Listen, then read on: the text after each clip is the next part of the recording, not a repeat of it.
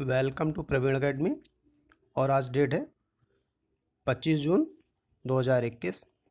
आइए देखते हैं आज के इम्पोर्टेंट करंट अफेयर्स एमसीक्यूज। पहला क्वेश्चन है, टाइकोथॉन 2021 के संदर्भ में निम्नलिखित कथनों पर विचार करें। पहला कथन है, इसका आयोजन शिक्षा मंत्रालय द्वारा किया जा रहा है। दूसरा, राष्ट्रीय शिक्षा नीति 2020 के तहत छठी कक्षा से छात्रों को खिलौना निर्माण की कला सिखाई जाएगी। तीसरा है, भारत अपने खिलौनों का 90% आयात चीन और ताइवान से करता है। बताना है इनमें से कौन से कथन सही है। तो आंसर इसका डी है, तीनों ही कथन सही हैं। टाइकोथॉन के बारे में और बात करते हैं। यह भारतीय और वैश्विक दोनों बाजारों के लिए असाधारण उच्च गुणवत्ता के साथ साथ स्थानीय सामग्रियों का उपयोग करके नए खिलौनों के निर्माण पर ध्यान केंद्रित करता है और जो पर्यावरण के अनुकूल हों। दूसरा क्वेश्चन है, भारत ने अफगानिस्तान में निम्नलिखित में से किन परियोजनाओं में निवेश किया है। पहला ऑप्शन, अफगान संसद। दूसरा, सलमा बांध। तीसरा, जरांस डेलाराम राजमार्ग। और डी, उपरोक्त सभी में। तो इसका आंसर डी है, अर्थात सभी में भारत ने निवेश किया हुआ है। और सलमा बांध को अफगानिस्तान भारत मैत्री बांध भी कहते हैं। तीसरा क्वेश्चन है, ग्रीन हाइड्रोजन के संदर्भ में निम्नलिखित कथनों पर विचार करें। पहला कथन है, यह एक स्वच्छ ज्वलनशील ईंधन है। दूसरा कथन है, राष्ट्रीय हाइड्रोजन मिशन की घोषणा 2020-21 में की गई थी। तो बताना इनमें से कौन से कथन सही हैं। आंसर सी है, अर्थात इसके दोनों ही कथन सही हैं। इसके अलावा पेट्रोलियम शोधन और उर्वरक के लिए ग्रीन हाइड्रोजन की खरीद को अनिवार्य करने की बात की जा रही है ताकि इसकी बिक्री और उत्पादन दोनों में वृद्धि की जा सके। नेक्स्ट क्वेश्चन है, भारत को पाम ऑयल निर्यात करने वाला सबसे बड़ा देश कौन सा है। पहला ऑप्शन, इंडोनेशिया। दूसरा, मलेशिया। तीसरा, वियतनाम। चौथा, फिजी। तो सही आंसर है इसका मलेशिया। ये भारत को सबसे ज़्यादा इस समय पाम ऑयल निर्यात कर रहा है। इसके पहले इंडोनेशिया था। इसके अलावा भारत पाम ऑयल का विश्व का सबसे बड़ा आयातक भी है। इसका उत्पादन पाम ऑयल वृक्ष के फल एलॉयस जेनेसिस से होता है और इसमें बीटा कैरोटीन की उच्च मात्रा होती है और इसका खाना पकाने में इस्तेमाल होता है। इसके अलावा जो विश्व का 85% पाम ऑयल है, इसका उत्पादन इंडोनेशिया और मलेशिया के द्वारा किया जाता है। नेक्स्ट क्वेश्चन है, टैक्स इंस्पेक्टर विदाउट बॉर्डर्स कार्यक्रम के साथ बॉर्डर कार्यक्रम भारत के साथ किस देश ने शुरू किया है। पहला ऑप्शन, भूटान। दूसरा, नेपाल। तीसरा, बांग्लादेश। चौथा ऑप्शन, मालदीव। तो सही आंसर है इसका भूटान। भूटान ने अभी भारत के साथ साझेदारी की है इस कार्यक्रम के लिए और इस कार्यक्रम के माध्यम से भूटान के लेखा परीक्षकों को तकनीकी जानकारी और कौशल अंतरित किया जाएगा और भूटान के कर प्रशासन को मजबूत बनाने में सहायता प्राप्त होगी इससे। टैक्स इंस्पेक्टर विदाउट बॉर्डर्स कार्यक्रम यूएनडीपी और ओईसीडी की एक संयुक्त पहल है। ओईसीडी क्या है? Organisation for economic cooperation and development.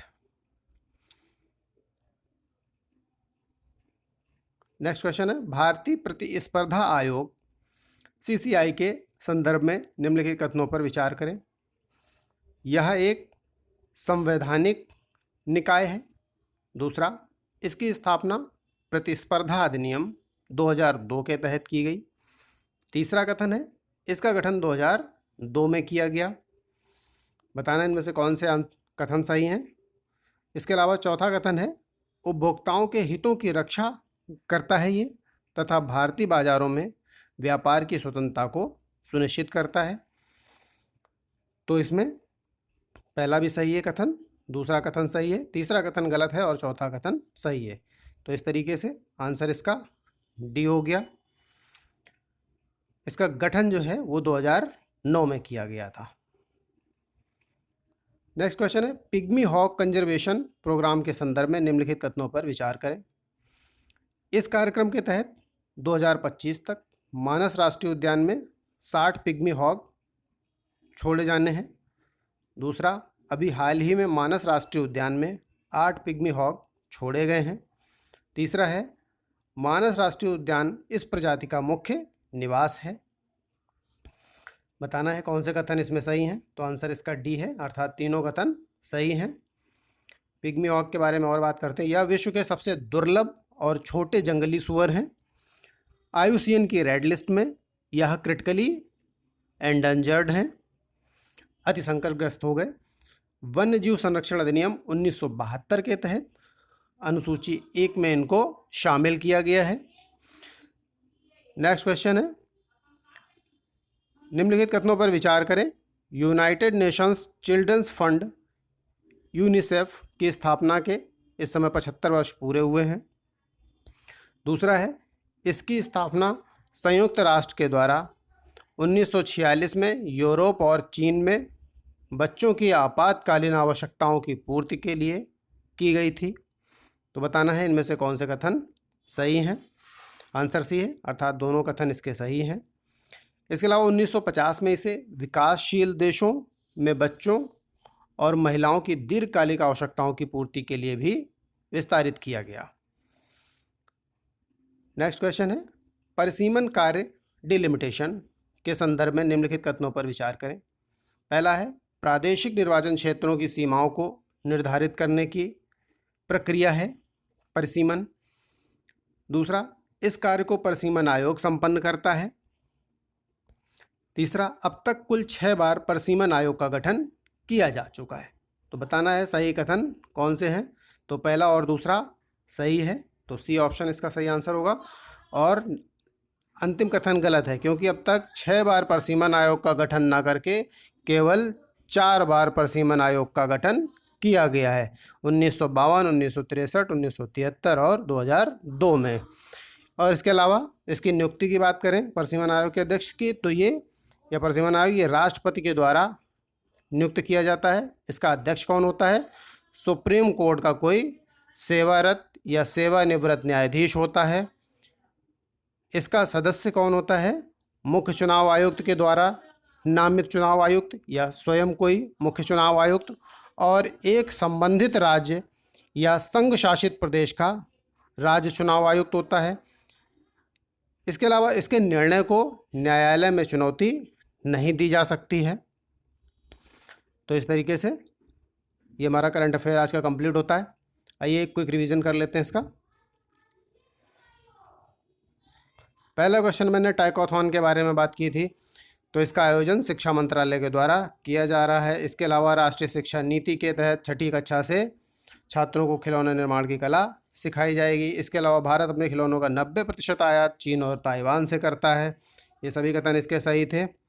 इसके माध्यम से क्या किया जाएगा? असाधारण उच्च गुणवत्ता के साथ साथ स्थानीय सामग्रियों का उपयोग करके नए खिलौने बनाए जाएंगे जो पर्यावरण के अनुकूल होंगे। दूसरा क्वेश्चन था हमारा, भारत ने अफगानिस्तान में किन परियोजनाओं में निवेश किया है? तो अफगान संसद हो गई, सलमा बांध हो गया, जरान ढेला मार्ग, इन सभी में भारत ने निवेश किया हुआ है। इसके बाद ग्रीन हाइड्रोजन से संबंधित क्वेश्चन था कि ये क्या है? ये एक स्वच्छ ज्वलनशील ईंधन है और राष्ट्रीय हाइड्रोजन मिशन 2020-21 में इसकी घोषणा की गई थी। इसके अलावा पेट्रोलियम शोधन और उर्वरक के लिए इसकी खरीद को अनिवार्य किया जाएगा ताकि इसकी बिक्री और उत्पादन बढ़ सके।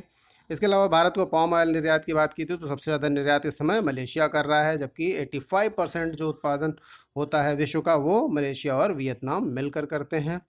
और भारत पाम ऑयल का सबसे बड़ा आयातक भी है।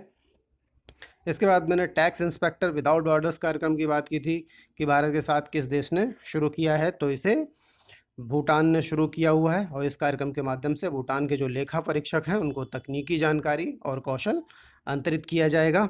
इससे उनका टैक्स प्रशासन जो है वो मजबूत होगा। UNDP और OECD की ये एक पहल है।